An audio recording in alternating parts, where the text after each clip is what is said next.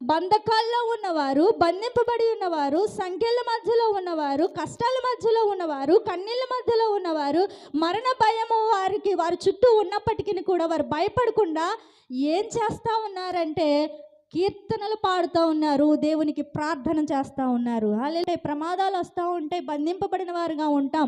అయితే ఆ బంధకాలలో పౌలు శీలలు ఏ రీతిగా అయితే దేవునికి ప్రార్థన చేయొచ్చు, కీర్తనలు పాడారో అటువంటి కృపను మనం పొందుకుని మన కష్టాల్లో, ఇబ్బందుల్లో, ఇరుకుల్లో, ఆ యొక్క బంధకాల్లో మనము కూడా ప్రార్థన చేసేవారుగా ఉండాలి. హల్లెలూయా. దేవుణ్ణి స్తుతించేవారుగా ఉండాలి, దేవుణ్ణి మహిమపరిచేవారుగా ఉండాలి. మనకున్న కష్టాన్ని బట్టి, బాధను బట్టి దుఃఖపడుతూ, వేదన పడుతూ, కన్నీరు కారుస్తూ కృంగిపోయిన వారిగా ఉండటం కాదు. కానీ పౌలు శీలలు చెరసాలలో వేసినప్పుడు ఏ రీతిగా ధైర్యము తెచ్చుకుని, బలము తెచ్చుకుని మమ్మల్ని రక్షించువాడు యేసు ప్రభువారు, మమ్మల్ని మరణానికి అప్పగించడు, ఆయన ఎంత మాత్రము మమ్మల్ని విడిచిపెట్టడు, మా